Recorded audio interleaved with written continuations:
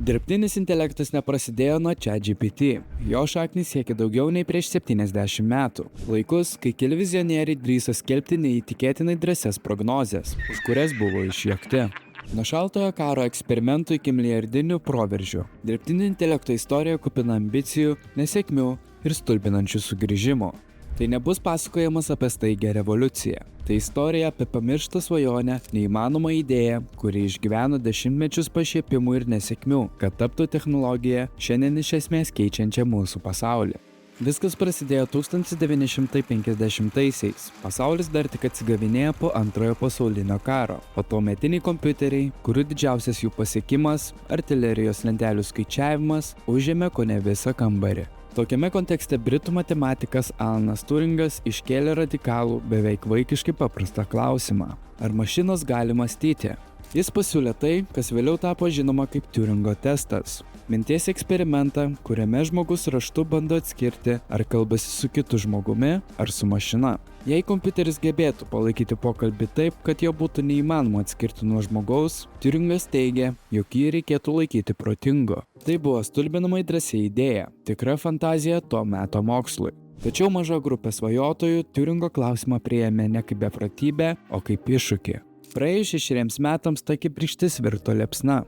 1956 vasarą grupė jaunų, ambicingų tyrėjų susirinko Dartmuto koledže 8 savaičių idėjų dirbtuvėms, kurios į istoriją įėjo kaip Dartmuto konferencija. Jos organizatoriai Jonas Makartis ir Marvinas Minskis šiai naujai mokslo krypčiai suteikė pavadinimą – dirbtinis intelektas. Jų optimizmas buvo beribis. Jie tikėjo, kad netrukus sukurs mašinas, galinčias naudoti kalbą, formuoti abstrakčias idėjas ir netobulinti pačią save. Herbertas Simonas, tuomet gerai žinomas kompiuterių mokslo specialistas, drąsiai pareiškė: per 20 metų mašinos galės atlikti bet kokį darbą, kurį gali atlikti žmogus. Jie nuoširdžiai tikėjo, kad tikras dirbtinis intelektas bus pasiektas dar jų gyvenimo laikais. Šiandien Dartmuto konferencija laikoma oficialiu dirbtinio intelekto mokslo gimimu. 1960-aisiais ir 70-aisiais AI pagaliau žengė pirmuosius realius žingsnius. Tokios programos kaip Eliza, pokalbių robotas, imituojantis psichoterapeutą, tiesiog kartodamas ir performuluodamas žmogaus žodžius, suteikė užuominą, kokia gali būti ateitis. Medicininių tyrimų sistemos, tokios kaip MySyn, bandė padėti gydytojams diagnozuoti infekcijas. Tokios programos vadintos eksperimentinėmis sistemomis. Jos veikia pagal griežtą logiką. Jei tai, tada tas. Jos veikia puikiai siaurose kontekstuose, bet vos tik nukrypus nuo nustatytų taisyklių, sistema sugriūdavo. Tai buvo protingi triukai, bet dar netikras dirbtinis intelektas. 8-ajame dešimtmetyje realybė pasivijo lūkesčius.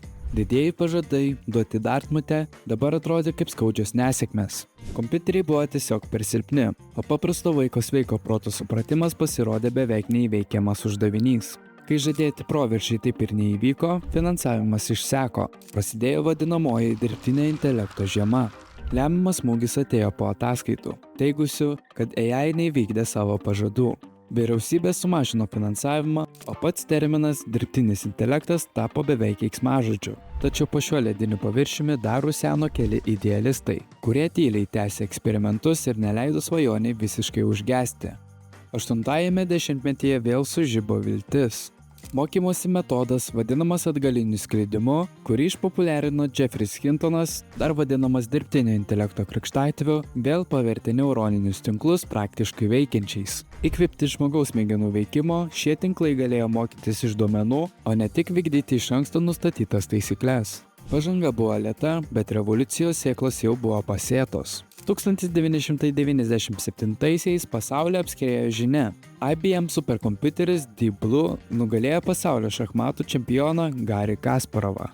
Tai buvo pirmasis akivaizdus įrodymas, kad kompiuteriai gali prilygti žmonėms bent kai kuriuose sudėtingose užduotise. Jei tau patinka ši kelionė per dirbtinio intelekto istoriją, paspaus patinka ir prenumeruok kanalą. Tai padeda mums kurti dar daugiau tokių istorijų.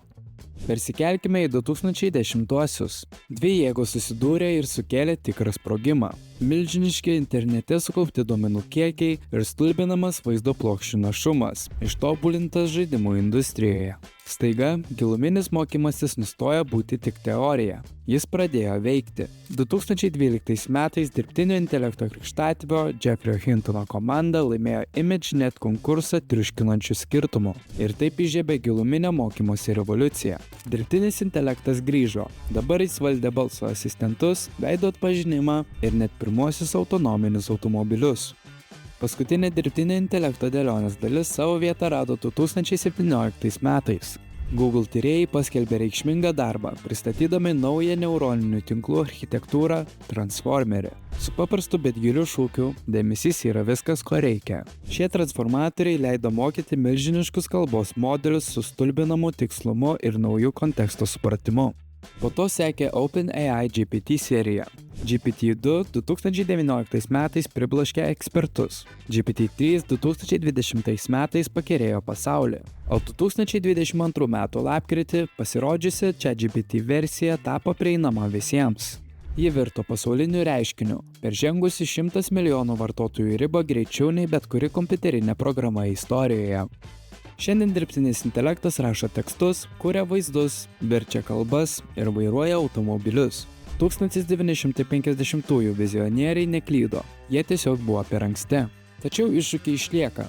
Algoritmų šališkumas, darbo rinkos pokyčiai ir esminis klausimas, kas iš tiesų kontroliuoja ką. Nuo Alano Turingo provokuojamo klausimo iki ChatGPT tavo telefone, ši kelionė buvo kupina vilties, nesėkmių ir neįtikėtinų sugrįžimų.